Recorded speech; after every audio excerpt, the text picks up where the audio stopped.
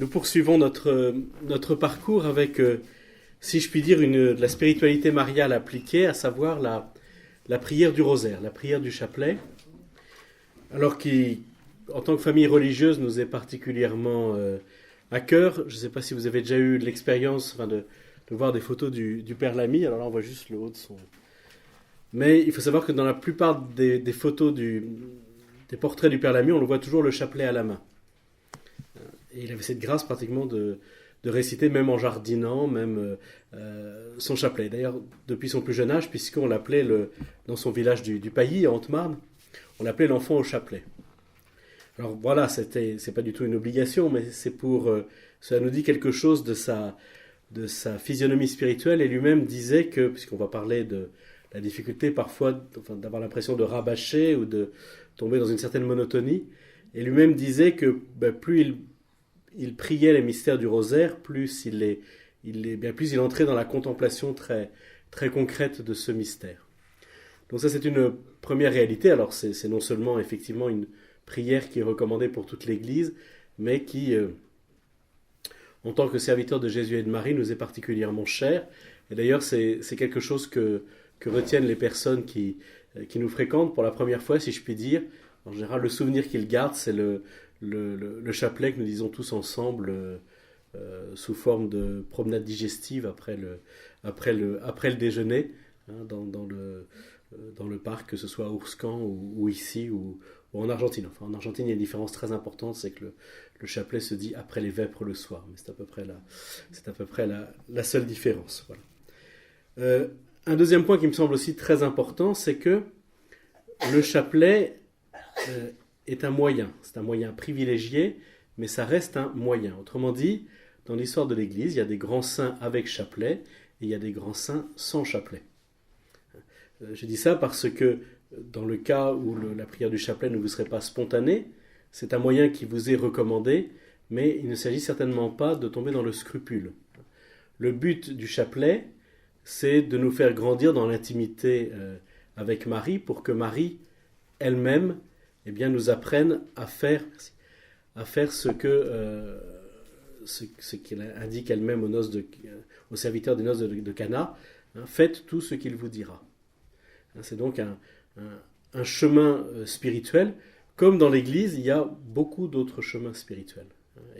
Et dans l'Église, il y a j'en dirai un mot tout à l'heure, mais il y a une pluralité de spiritualité, et c'est une très bonne chose. On a toujours le risque, toujours de donner trop d'importance, d'absolutiser ce qui reste des moyens. Je me rappelle un jour, j'accompagnais à l'époque la basilique dans les années 90, il y a eu beaucoup de mouvements apostoliques autour de la basilique du Sacré-Cœur de Montmartre à Paris. Et je me rappelle, on faisait un pèlerinage à Chartres au mois de mai. Et je me rappellerai toujours, on m'a demandé d'accompagner un chapitre d'Antillaise, enfin, tout à fait pieuse, mais qui pendant tout le pèlerinage ont cessé de parler des mérites comparés de Notre-Dame de Lourdes et de Notre-Dame de Garabandal. Bon. Je les ai presque scandalisés en disant, je crois que c'est la même, hein, normalement. Voilà. Alors, encore une fois, c'est tout à fait normal, parce qu'on a chacun notre chemin spirituel vers Dieu. Une fois, un journaliste demandait au cardinal Ratzinger, donc le futur Benoît XVI, lui demandait combien y a-t-il de chemins vers Dieu. Alors vous sentez toute la perfidie de la question. Hein. C'était au fond poser la question du pluralisme des religions, et le futur pape Benoît XVI a eu cette réponse géniale. Il a dit autant qu'il y a d'hommes. Hein, c'est-à-dire que chacun, nous avons une relation unique et personnelle avec Dieu, comme d'ailleurs vous le savez très bien, chacun de vos enfants a une relation unique et personnelle, et vous êtes vous-même complètement et totalement impliqué dans la relation que vous avez avec chacun de vos enfants, même si vous en avez plusieurs. Hein. Au fur et à mesure que les enfants s'annoncent, on ne divise pas l'amour ou l'attention qu'on leur porte. Hein. Voilà, tu étais tout seul, tu avais le droit à 100% de toi, maintenant voilà, ton petit frère ou ta petite sœur qui arrive, maintenant tu n'as plus le droit qu'à 50%, et ainsi de suite. Bon moyen de traumatiser un gamin. Non, évidemment, les parents sont impliqués dans la relation éducative à 100% avec chacun de leurs enfants. C'est vrai aussi de notre relation à Dieu. Voilà. Donc, mais il est vrai aussi que il est toujours bon de profiter de l'expérience des autres, et on va dire parmi les moyens qui sont mis à notre disposition pour grandir dans la vie spirituelle, on peut dire que, en tout cas dans l'Église, on va dire catholique d'Occident, le chapelet a une place toute particulière et qui a été soulignée par les papes. C'est pour ça que ce matin, je voudrais surtout me faire l'écho de l'enseignement de deux papes récents, donc le bienheureux pape Paul VI et Saint Jean-Paul II. Le pape Paul VI a écrit toute une lettre sur la spiritualité mariale, au fond comment prier notre mère, comment nous adresser à notre mère du ciel. C'est une lettre qui date du 2 février 1974, à une période de crise. Le concile avait suscité beaucoup d'espérance et un certain nombre de réformes dans l'Église. Et il est vrai que quelques années après, donc vous voyez presque 10 ans après le concile, le pape Paul VI lui-même faisait le constat, il l'a dit dans une catéchèse d'une audience générale du mercredi après-midi, au lieu du printemps attendu, ce fut et nous sommes encore dans un rude hiver. Alors il faudrait multiples colloques et réflexions sur ce sujet-là, et c'est très intéressant parce que, si je puis dire, de cette façon, nous ne sommes pas encore sortis de la crise. Vous savez, comme disait M. Santini, dans un autre contexte, on était au fond de la piscine et maintenant à la Creuse. Mais voilà, il faut tenir compte de cette situation-là. Et en tout cas, ma petite hypothèse personnelle, c'est de dire que, justement, les pères du Concile aussi, avaient très largement, je pense, sous-estimé la crise de civilisation que nous vivons en gros depuis 2 siècles. Et que un des aspects de cette difficulté, mais là c'est pas du tout parole de l'évangile ce que je vous dis là, c'est vraiment une petite hypothèse personnelle,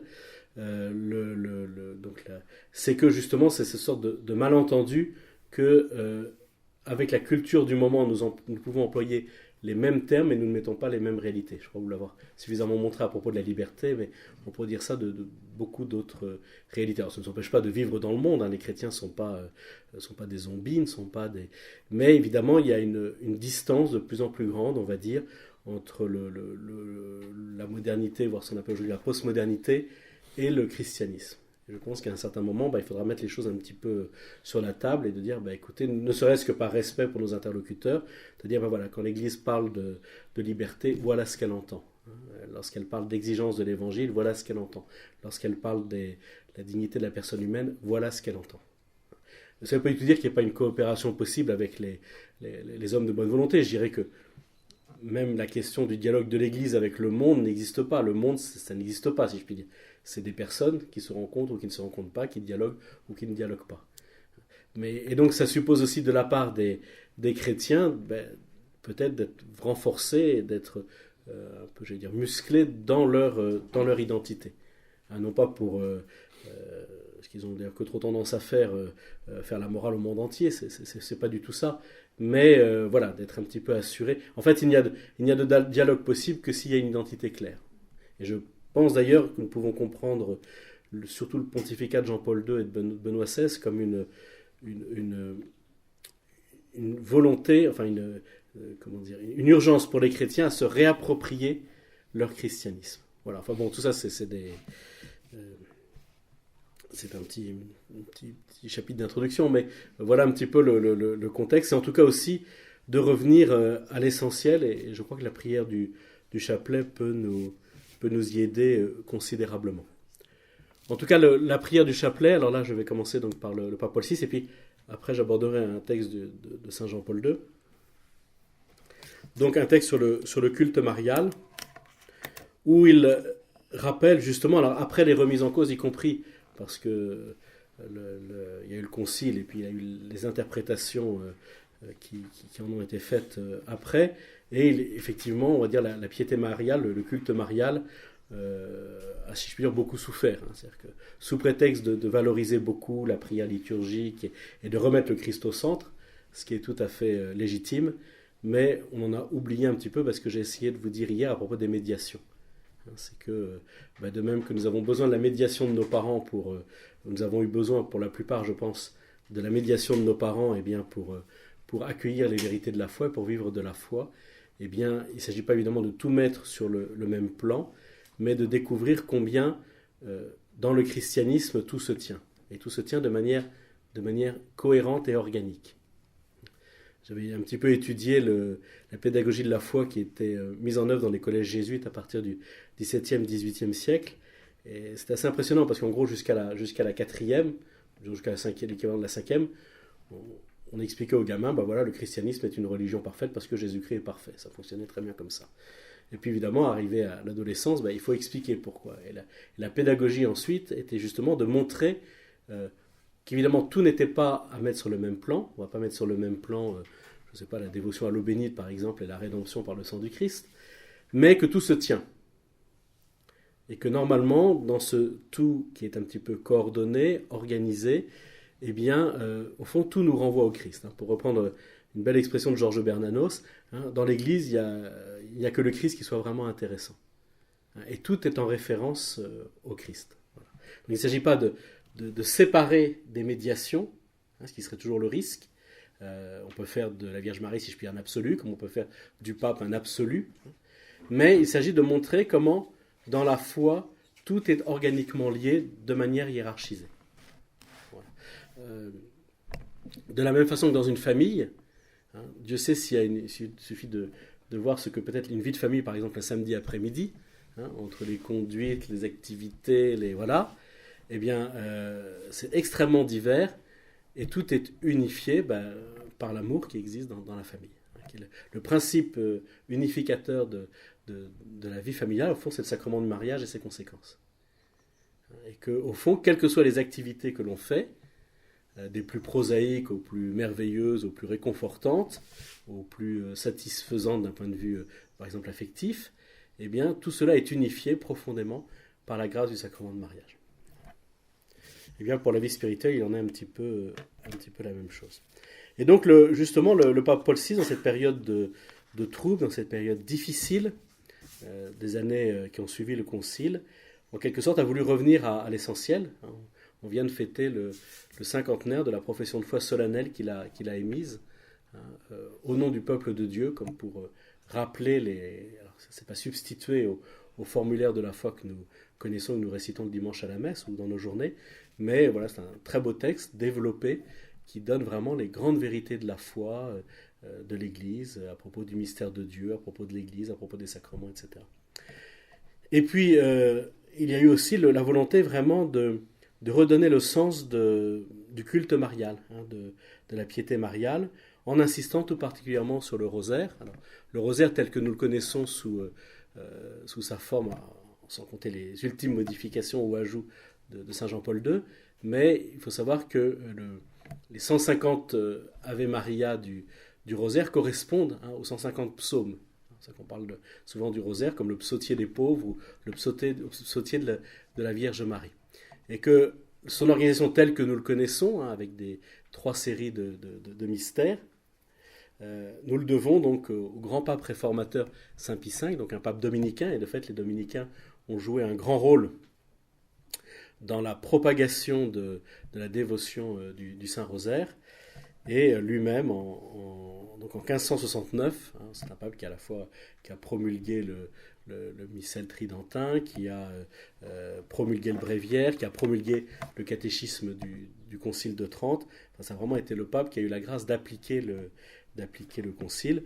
Et on lui doit aussi d'ailleurs la fête liturgique du Saint-Rosaire, hein, célébrée en octobre, et qui correspond à la victoire de l'Épante. Hein, c'est-à-dire que justement le pape Saint Pie V avait demandé à toute la chrétienté de prier pour que l'Occident soit débarrassé de la menace turque. Et le grand miracle, c'est qu'effectivement, les troupes du Saint-Siège, elles étaient un peu renforcées par la marine de Venise, mais que les troupes du Saint-Siège remportent une victoire militaire, ça c'était déjà en soi un quasi-miracle, hein, parce que les armées des États pontificaux n'ont jamais brillé par leur capacité militaire. Napoléon Bonaparte en sait quelque chose. Voilà. Et donc, mais en tout cas, voilà, l'occasion de l'institution de la fête du Rosaire, c'est une fête d'action de grâce pour à propos de la victoire de la bataille de l'Épante. Alors, ce que le pape Paul VI souligne d'une manière particulièrement heureuse, c'est que justement la prière du Rosaire est tout à la fois une prière de louange et de supplication, hein, ce qui est au fond la prière chrétienne. Quand vous regardez les grands textes de prière dans l'Ancien Testament, on fait d'abord mémoire des merveilles que le Seigneur a accomplies, et puis à partir de cette action de grâce, on le supplie, eh bien si je puis dire, de poursuivre, hein, l'œuvre de ces merveilles. Prenez les grands textes de Moïse, des prophètes dans l'Ancien Testament, c'est vraiment la structure, hein, de toute prière. Et nous retrouvons donc cette double dimension dans la prière du rosaire. D'abord, nous rendons grâce pour le mystère du salut, spécialement le mystère de l'incarnation que la Vierge Marie a permis, et puis nous supplions, hein, pour nous, pauvres pécheurs. Voilà. Et cette prière est instamment répétée parce que la pédagogie consiste en la répétition, comme vous le savez bien, et nous avons besoin non pas d'apprendre à Dieu son mystère, mais de nous en imprégner. Et la répétition remplit cette fonction-là. Et le tout menant, donc la louange et la supplication, menant à la contemplation. Alors nous ne devons pas avoir peur de ce terme, hein. La contemplation, c'est simplement l'attitude mariale à l'Annonciation. C'est-à-dire, la contemplation, c'est pas être en extase obligatoirement, mais c'est justement d'être dans cette attitude d'accueil de la révélation, d'accueil du plan de salut de Dieu sur ma vie. Alors que nous voyons un peu systématiquement et assez spontanément ce qu'il faut faire, hein, les engagements qu'il faut prendre, alors que c'est d'abord une grâce à recevoir. Et très souvent, nous gâchons ces grâces-là parce que nous ne sommes pas en situation de les accueillir. C'est un des messages des apparitions de la Vierge Marie rue du Bac, hein, justement là pour le coup qui anticipe le dogme, je crois que c'est en 1830, donc ça anticipe très largement la proclamation du dogme de l'Immaculée Conception, où justement Marie est invoquée, hein, ô Marie conçue sans péché, priez pour nous qui avons recours à vous. Et l'image qui est représentée, la Vierge Marie, c'est une Vierge Marie donc qui a les mains ouvertes, et des rayons sortent de ses mains, comme signe des grâces qu'elle veut communiquer, ou que Dieu veut communiquer par elle. Mais, remarquez Sainte Catherine Labouré, un certain nombre de rayons étaient comme gris, hein, grisâtres. Et la Vierge Marie lui a dit, c'est toutes les grâces que je devrais pouvoir donner, mais que je ne donne pas parce qu'on ne me les demande pas. Et saint Ignace de Loyola, dans ses exercices, dit bien qu'il y a des grâces que Dieu ne peut donner que si on les lui demande. Alors, encore une fois, il ne s'agit pas de faire sa petite liste, hein, et puis mais voilà, quand on est confronté, comme spontanément un enfant confie ses malheurs à ses parents, à sa mère, eh bien, nous devrions avoir à l'égard de la Vierge Marie la même attitude filiale de confiance. Même si le but, c'est de nous conduire à l'abandon total entre ses mains. Cette attitude d'accueil aussi, c'est ce que nous cherchons. Alors c'est évidemment tout le paradoxe. Peut-être que certains d'entre vous sont engagés dans les préparations au mariage. Et c'est la double attitude que l'on cherche à développer chez les jeunes que l'on prépare au mariage. Et c'est aussi un petit peu difficile. C'est qu'à la fois on leur dit, eh bien vraiment, le mariage c'est une grâce qu'il faut accueillir. Donc il faut disposer son cœur à l'accueillir. Encore une fois, comme Marie au matin de l'Annonciation. Et puis, par ailleurs, on leur demande des tas de trucs à faire, de remplir des dossiers, de choisir des lectures, de réfléchir, de remplir des questionnaires. Bon, c'est normal parce que c'est le dynamisme même de la vie. Hein, tous, nous avons bien conscience que la vie nous a été donnée, que nous l'avons reçue. Hein, c'est pas nous qui, un beau jour, avons décidé de jaillir du néant pour parvenir à l'existence. Hein. Nous avons été appelés à la vie.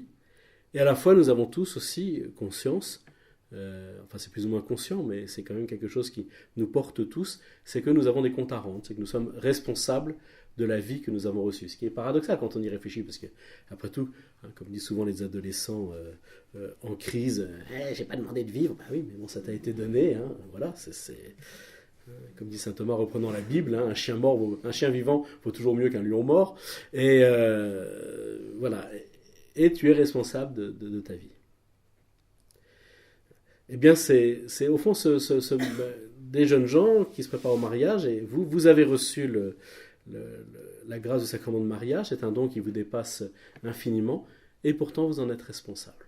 Alors rassurez-vous, Dieu vous donne les moyens d'être responsable. C'est le principe même de la grâce de Dieu, c'est de nous permettre d'accomplir des œuvres que nous ne pourrions pas accomplir si nous étions laissés à nos propres forces. D'où la parole de Jésus qui peut nous surprendre quand il promet le don du Saint-Esprit dans le discours qu'il adresse à ses disciples après la scène, juste avant d'offrir sa vie en sacrifice sur la croix. Il dit bien, donc l'Esprit Saint viendra en vous, vous accomplirez les mêmes œuvres que moi, et vous en accomplirez même de plus grandes encore. Donc, autrement dit, nous sommes appelés à accomplir des plus grandes œuvres que le Christ. Alors, évidemment pas qualitativement, mais nous sommes appelés, parce que nous sommes l'Église, à donner une diffusion à travers le temps, à travers l'histoire, à travers l'espace, à ce que le Christ réalise. Et c'est ça, accomplir de plus grandes œuvres encore. Voilà pourquoi il ne faut jamais être inquiété de la disproportion entre ce qui nous est demandé et puis les moyens naturels qui sont à notre disposition. La grâce de la Vierge Marie, c'est justement de ne pas regarder sur la faiblesse de ses moyens, même si elle veut coopérer absolument au dessein du salut, d'où sa question, comment cela se fera-t-il? Et elle commence pas, elle finit pas en disant non mais c'est pas possible. Que tout se fasse en moi selon ta parole. Je crois que Jésus est le maître de l'impossible. Alors ça c'est quelque chose que l'on sait plus ou moins intellectuellement, cela a pu nous être donné pendant nos années de catéchisme, révélé ou communiqué durant nos années de catéchisme, mais autre chose est de le vivre vraiment. On devient chrétien à partir du moment où effectivement on a fait l'expérience et de sa petitesse et de notre incapacité et de la présence de Dieu qui sauve. Sinon nous chantons sur tous les tons et tous les modes, spécialement durant le temps de l'Avent, mais pas simplement que Dieu est notre sauveur, mais qu'est-ce que ça signifie très concrètement être sauvé.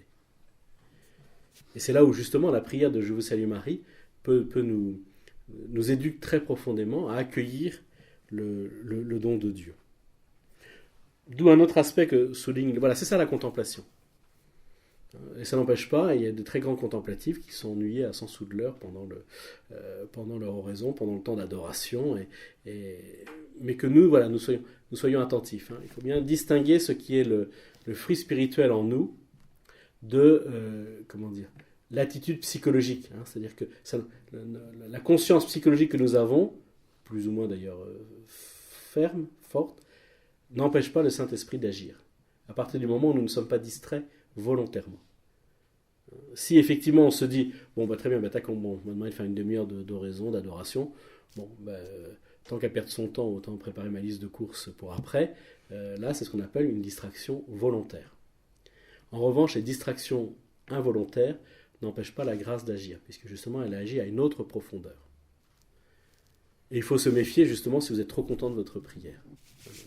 Un jour, une brave dame disait au curé d'Ars, que nous allons célébrer demain, monsieur le curé, vraiment... Oui, et demain c'est ?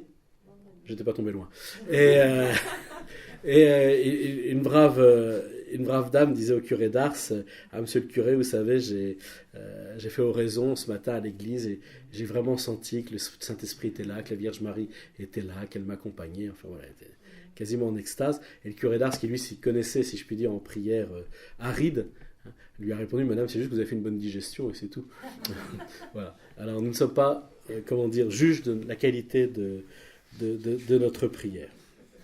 Mais en tout cas, ce que souligne le pape Paul VI, c'est que justement, vraiment, la prière du rosaire est une prière évangélique, qu'elle est très enracinée dans l'évangile, non seulement parce qu'elle fait mémoire des principaux épisodes de l'évangile, mais parce qu'elle nous met dans cette attitude évangélique d'accueil de la présence de Dieu dans notre vie. Qu'est-ce que l'évangile, sinon la description de la venue de Dieu en notre chair. C'est une prière évangélique et c'est aussi une prière du cœur. Alors c'est vrai qu'il y a la répétition, et ça peut être une difficulté, représente un certain risque. Nous devons nous rappeler de la parole du Seigneur. Lorsque vous priez, ne rabâchez pas comme des païens. Il ne faut pas imaginer que... Alors ça c'est aussi un réflexe que nous avons par rapport à la prière, qu'en fait il s'agirait d'arriver à un certain niveau de bonnes actions pour que on obtienne l'aide de Dieu. Il se trouve que À l'abbaye d'Ourscan, on a beaucoup de jeunes qui viennent réviser leurs examens. Je ne sais pas si vous connaissez Ourscan. Enfin, Ourscan, on prie, on travaille ou on s'ennuie. Donc, il n'y a pas beaucoup de... Et donc, voilà, et puis, pour peu que durant le séjour de ces étudiants-là, vous proposez une messe du Saint-Esprit pour la réussite aux examens, là vous sentez un grand élan de piété et d'enthousiasme spirituel. Mais il se trouve que très souvent, on n'a pas suffisamment... On pense que, voilà, et que si on a raté, c'est parce qu'on n'a pas arrivé tout à fait le niveau. Voilà, j'aurais pris un rosaire de plus, là, ça aurait passé, mais... et spécialement par rapport aux examens. Un très bon ami qui a raté 2 fois à l'école, enfin qui était 2 fois admissible à l'école de guerre, qui l'a raté 2 fois, son réflexe c'était un peu ça, quoi. Donc, qu'est-ce que j'ai pas bien fait? Est-ce que j'ai pas employé, est-ce que par hasard j'aurais pas employé les mauvaises formules, ou en tout cas j'ai pas trouvé les bonnes formules. Alors là c'est un rapport un petit peu magique à la prière. Et ça peut être un dévoiement du sens spirituel. Quand j'étais diacre, j'avais fait un temps en Argentine, et j'accompagnais un camp scout, et les scouts avaient fait un radeau, et il tenait absolument à ce que je bénisse le radeau. Alors moi, évidemment, j'ai rien contre la bénédiction, mais je sentais qu'on me demandait un peu de faire le sorcier, quoi. Alors j'essayais de leur expliquer le sens de la bénédiction. Ils s'en fichaient complètement. Ce qu'ils voulaient, eux, c'est que je bénisse le radeau. Alors à la fin de Guerlas, j'ai béni effectivement le radeau. La patrouille monte sur le radeau coule.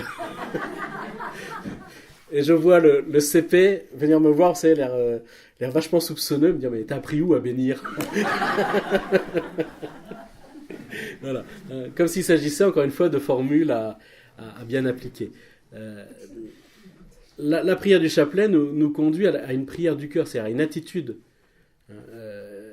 évangélique qui fait que, quels que soient les aléas de la vie, alors bien entendu c'est tout à fait légitime de prier pour des succès aux examens, mais c'est encore beaucoup plus légitime de prier pour que, quel que soit le résultat, eh bien, que nous réagissions en chrétiens.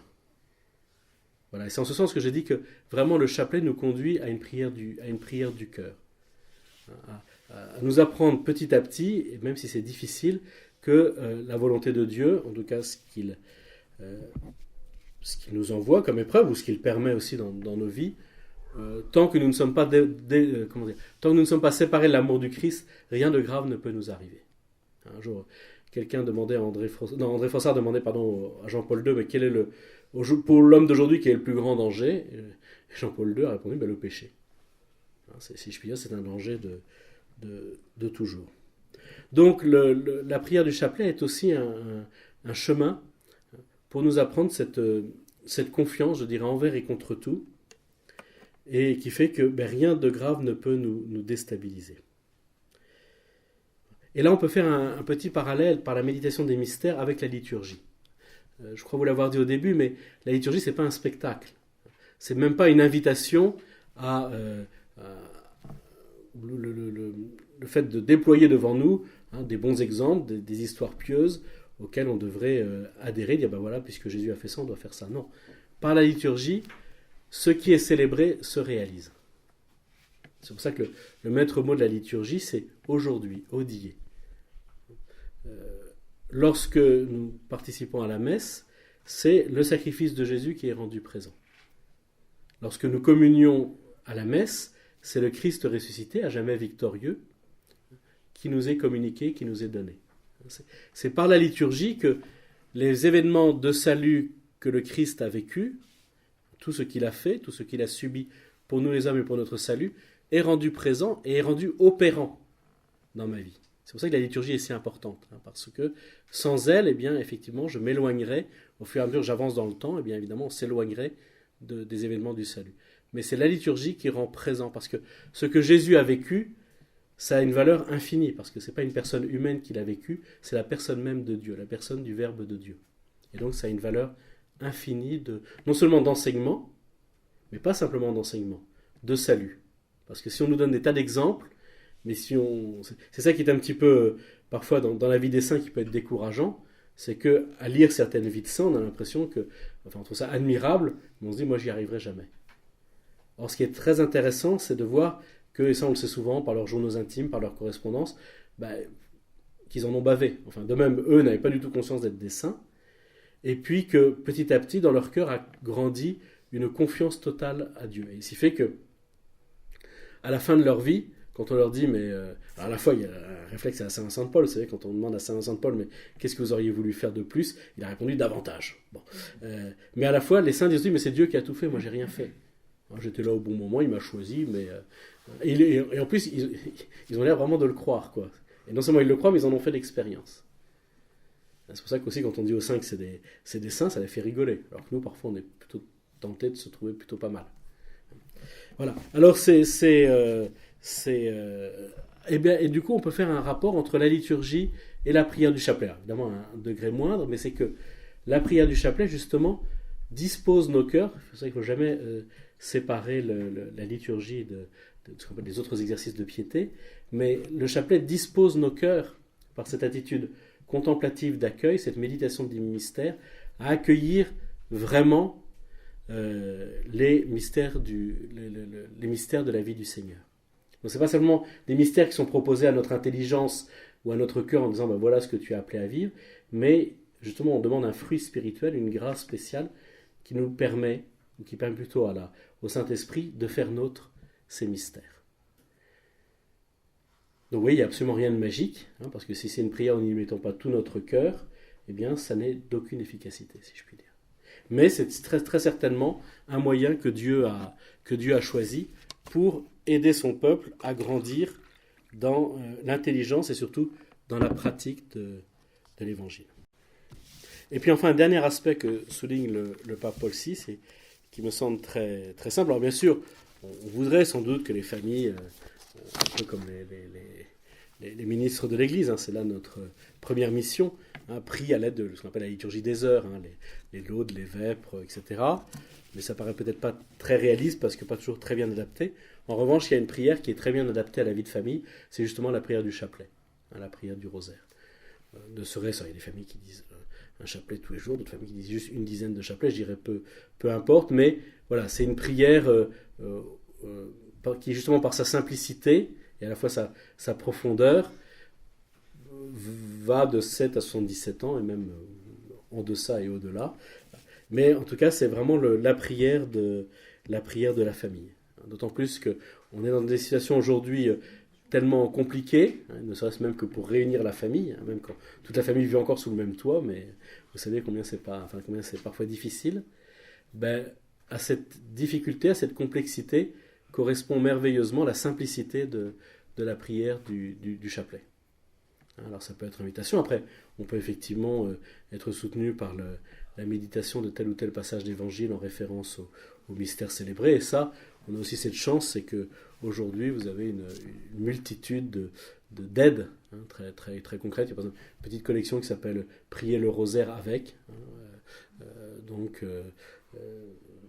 Avec Saint-Maximilien Kolb. Donc pour chacun des mystères, on va trouver, alors il ne faut pas non plus que ça devienne trop lourd, mais parfois c'est bon aussi quand on a un peu plus le temps, encore une fois, pour nourrir notre méditation et notre prière. Et puis vous savez très bien aussi qu'on peut dire le chapelet facilement en conduisant, dans les transports en commun, voilà. Donc c'est un petit peu un réflexe. Bien sûr, il est bon de prendre des temps un peu plus longs de prière, mais aussi d'avoir ce réflexe de la prière de notre Père, du Je vous salue Marie dans nos journées. Et d'ailleurs, je vous ai rappelé la parole du Seigneur, ne rabâchez pas, mais il n'empêche que quand les apôtres demandent à Jésus, apprends-nous à prier, il leur donne une prière, celle justement celle du Notre Père, pour bien signifier qu'on a besoin. Alors, la prière, c'est pas seulement dire des prières, mais nous avons aussi besoin, parce que en raison de la manière dont nous sommes construits psychologiquement, nous avons aussi besoin des mots de la prière. Mais il est très possible, si au bout d'une ou deux, c'est comme la lecture spirituelle, en tout cas pour la prière du chapelet, si au bout d'un ou deux mystères, on sent que le bon Dieu frappe à notre porte et puis veut nous parler un peu en direct, très bien, on va pas dire, Seigneur, attendez, il faut que je finisse ma dizaine. Et puis, quand de nouveau où une certaine monotonie, une certaine lassitude se réinstalle, tout simplement revenir à la prière du chapelet, tout simplement, comme des pauvres. Voilà, c'est très touchant de penser que c'est la même prière qui unit depuis le pape jusqu'au dernier des baptisés, des enfants, des malades aussi, parce que c'est vrai aussi que Lorsqu'on est bien malade ou qu'on souffre, on n'a pas le cœur à de grandes méditations obligatoirement, mais il y a toujours la prière du chapelet. C'est très possible. La tradition qui existe encore dans beaucoup de nos familles, quand il y a un défunt, on remet, il a les mains attachées par le chapelet. C'est une réalité qui est très belle. Voilà un petit peu pour Paul VI. Ça va? Il vous reste encore quelques forces. Et donc aborder un deuxième grand texte, donc cette fois du pape Jean-Paul II.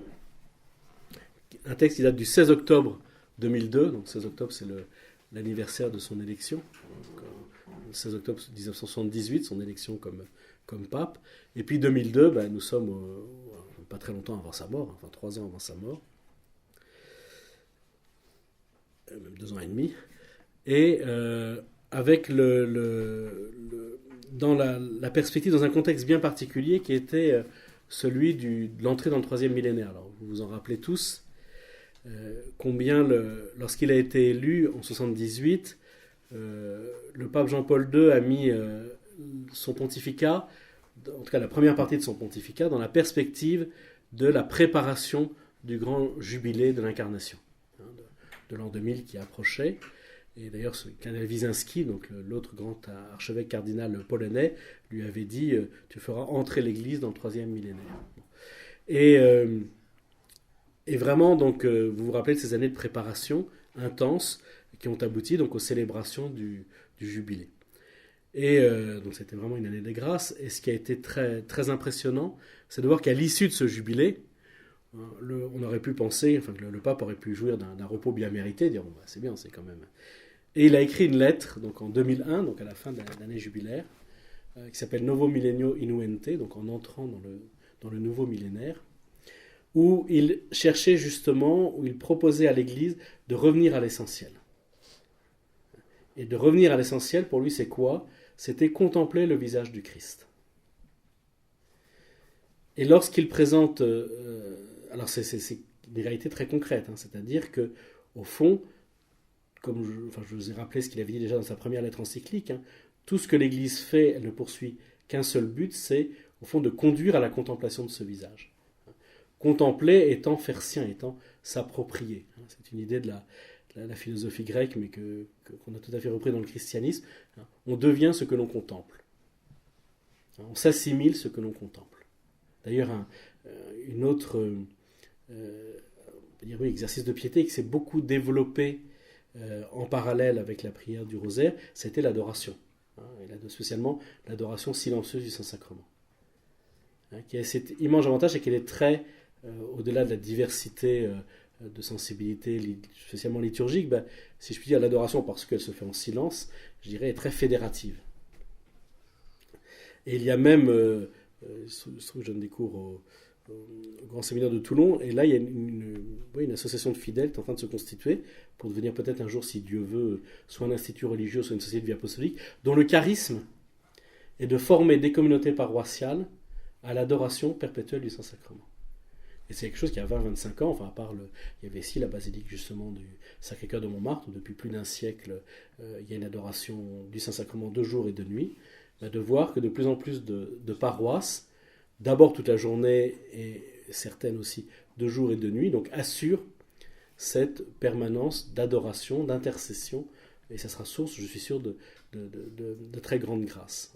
Voilà, vous voyez, ça illustre bien ce retour à l'essentiel, ce retour à la contemplation du visage du Christ, un visage à la fois glorifié et défiguré par nos péchés, et glorifié par le mystère de sa résurrection. Et c'est là où le pape Jean-Paul II, donc dans ce désir au fond que les chrétiens s'assimilent de plus en plus profondément la personne du Christ, parce que ce qui est premier dans le christianisme, c'est notre relation au Christ. C'est pas tout ce que nous allons pouvoir faire comme œuvre d'évangélisation ou d'éducation ou de progrès matériel au nom de notre foi, même si il faut le faire, mais ce qui est premier, c'est notre relation avec le Dieu vivant. C'est notre relation filiale. Et tout le reste, si je puis dire, tout ce que nous pouvons faire, y compris les plus grandes choses, ce n'est que pour manifester, bien imparfaitement, ce mystère d'appartenance au Christ. Mais ce qui est premier, c'est cette appartenance au Christ. Le drame, c'est quand justement nous n'avons plus ce sentiment d'appartenance. Et voilà pourquoi donc le pape Jean-Paul II propose de compléter en quelque sorte donc la série des trois mystères, enfin plutôt les trois séries de mystères jusqu'ici que nous méditions, donc les mystères joyeux, les mystères douloureux et les mystères glorieux, donc de rajouter une catégorie, les mystères lumineux, qui correspondent en fait au mystère de la vie publique du Christ. Alors demain je détaillerai un petit peu tout ça, mais ce que le pape souligne, c'est que, au fond, ça correspond au dynamisme même de la vie chrétienne. Alors dans la disposition des jours, on ne le voit pas obligatoirement, puisque lundi c'est joyeux, mardi c'est douloureux, mercredi c'est glorieux, jeudi c'est lumineux. Mais si par exemple il vous venait à l'idée de dire un rosaire complet dans votre journée, l'ordre que je me permets de vous recommander, c'est plutôt effectivement les mystères joyeux, les mystères lumineux, les mystères douloureux et les mystères glorieux. Parce que d'abord c'est la chronologie, et justement dans cette chronologie, c'est le dynamisme même de la vie chrétienne qui nous est donné. Parce que nous commençons d'abord dans la joie. Alors c'est pas n'importe quelle joie, c'est pas la satisfaction. La joie provient de la possession d'un bien désiré. Mais je dirais que la joie évangélique est très différente parce que c'est une joie qui est inespérée. En ce sens où c'est la joie du salut, la joie du Sauveur. Et nous, on ne va pas faire semblant de ne pas savoir. Nous savons que celui qui nous est donné comme Sauveur, c'est Dieu lui-même. Et donc là, cette découverte, cet accueil est source d'une grande joie. C'est d'ailleurs l'objet de l'annonce des anges, le troisième mystère joyeux, la nativité. Qu'est-ce que disent les anges au berger ? Je vous annonce une grande joie. Aujourd'hui, il vous est né un Sauveur. C'est la joie du baptême, c'est la joie de recevoir la vie divine en nous. Et pourtant, si nous voyons les 5 mystères joyeux, donc Annonciation, Visitation et Nativité, et nous voyons tout de suite, d'ailleurs la Nativité est déjà nimbée d'une certaine tristesse, puisqu'il y a aussi le massacre des saints innocents, le refus. Les évangiles de l'enfance de Jésus, ce n'est rien d'autre que l'illustration du verset du prologue de Saint Jean. Il est venu parmi les siens, et les siens ne l'ont pas reçu. C'est donc le Christ vient affronter une situation de péché, une situation de ténèbres.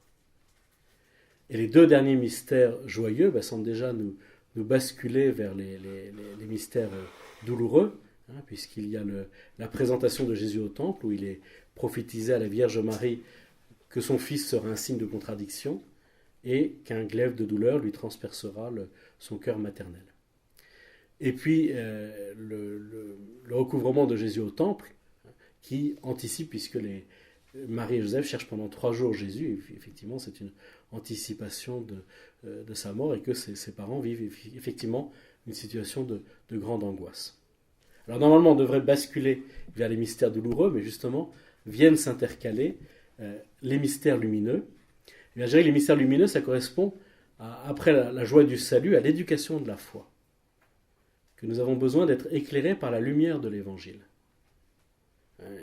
Et donc à travers les différents mystères, on voit bien comment Jésus, par une pédagogie qui va donc des noces de Cana, ou plutôt de son baptême, où il est à l'Eucharistie, eh bien on est dans un dynamisme de révélation. Jésus révèle petit à petit qui il est et quelle est son identité. Alors je vous ai déjà parlé de Cana, mais déjà au baptême du Seigneur, à son baptême, il est désigné par Saint Jean-Baptiste comme l'agneau du sacrifice, l'agneau qui porte et qui enlève le péché du monde. Ça veut dire qu'il est le sauveur du genre humain. À Cana, comme on l'a vu aussi, mais je crois que vous reverrez aussi ce texte avec le Père Maximilien, il se désigne comme l'époux de toute l'humanité sauvée. Et c'est d'ailleurs là-dessus que Saint Paul s'appuiera pour affirmer la grandeur du mystère du mariage chrétien. Parce que tout mariage chrétien est comme la manifestation de ce mystère du don total que Dieu a fait à l'humanité. Et c'est aussi la raison la plus profonde, pas la plus facile à saisir, mais la plus profonde de l'indissolubilité du mariage. C'est que l'incarnation, elle va jusqu'au bout. Jésus ne dit pas « je me fais homme, mais dès que ça devient un peu difficile, whoop, je remonte dans mon ciel ». Comme dit Charles Péguy, l'incarnation, elle est loyale, elle va jusqu'au bout. Le mystère de la prédication du royaume, où justement Jésus révèle le mystère du royaume de Dieu et ses implications concrètes. Alors, c'est une lumière, mais c'est une lumière qui révèle aussi les ténèbres qui habitent notre cœur. Et voilà pourquoi. Alors, on n'a pas une liste bien définie des fruits à demander à l'occasion des mystères lumineux. Le concours est ouvert. Mais parfois, ce qui revient quand on médite ce mystère, c'est la conversion. Moi, je crois que c'est assez bien adapté. Lorsque la prédication est vraie, elle pousse à la conversion.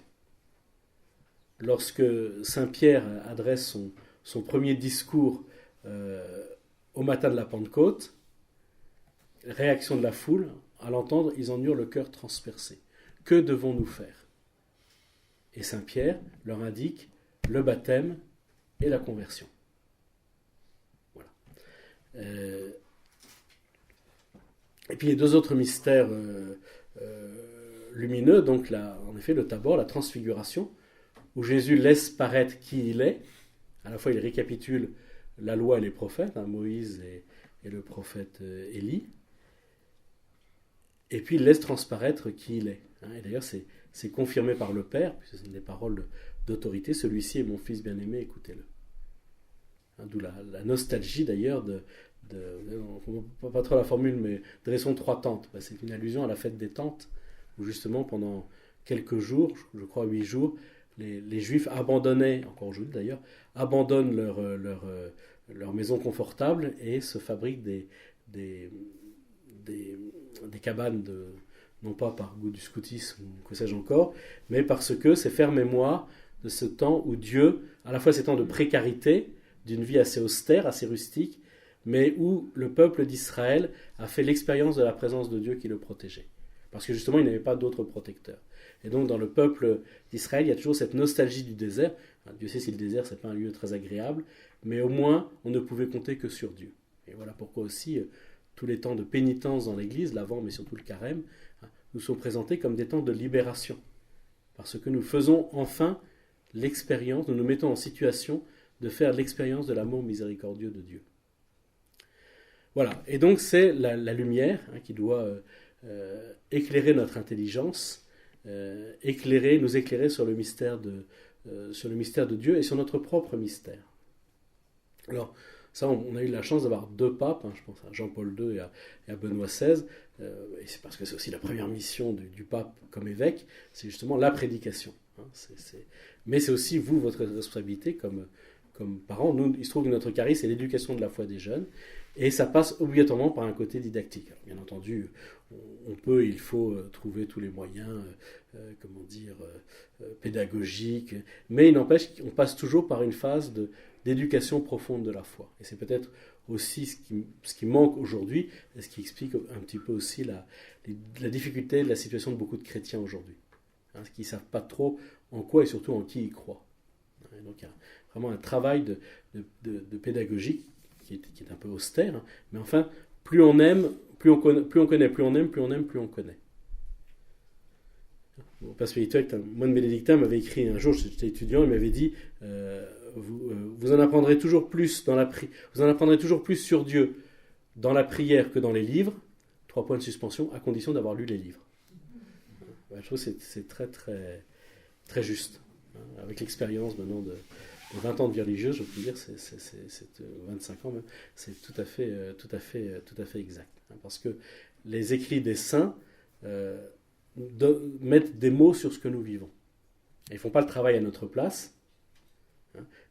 C'est pas parce que vous aurez lu les œuvres complètes de Sainte Thérèse d'Avila et Saint Jean de la Croix que vous aurez fait oraison. Ça ne remplace pas. Mais quand vous aurez des difficultés dans l'oraison, eh bien vous mettre à l'école de ces grands saints qui sont passés par les mêmes étapes que vous et qui ont eu la grâce spéciale, justement, une grâce spéciale de pédagogie pour nous éclairer et nous rassurer, parfois nous inquiéter un peu, on risque de s'endormir, mais de nous dire, mais non, c'est normal de passer par là. Et on voit bien aussi d'ailleurs dans la direction spirituelle, 80% de la direction spirituelle, ça consiste à rassurer, c'est-à-dire pas à bon compte, mais de mettre des mots sur ce que le dirigé est en train de vivre. Voilà. Alors on en a une belle illustration avec les exercices de Saint Ignace de Loyola, parce qu'il y a vraiment si je puis dire, une phénoménologie très, très précise des états d'âme par lesquels on est appelé à passer quand on fait un vrai chemin de conversion, mais cela est vrai de tous les saints. Encore une fois, les saints vous font gagner beaucoup de temps parce qu'ils mettent des mots sur ce que nous sommes tous appelés en tant que chrétiens à vivre. Les mystères douloureux, parce que justement, après l'enthousiasme des premiers moments, on découvre que, pour reprendre l'expression de ce que Jésus a dit à une mystique qui s'appelle Sainte Angèle de Foligno, donc le Christ lui était apparu avec les instruments de la passion et lui a dit « Ce n'est pas pour rire que je t'ai aimé ». Et c'est vrai qu'en Occident, il y a toute une dévotion à la passion du Christ qui s'est beaucoup développée, qui correspond, je pense, au génie propre de l'Occident. Je pense effectivement à l'école franciscaine, le chemin de croix, autre forme de piété qui a été vraiment, et qui est toujours bien mis en valeur par le...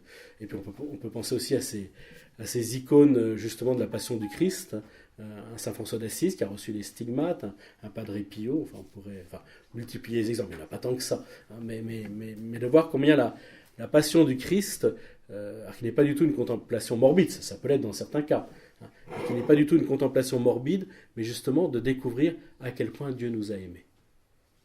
Et d'avoir et là je dirais c'est très occidental, mais d'avoir cette dévotion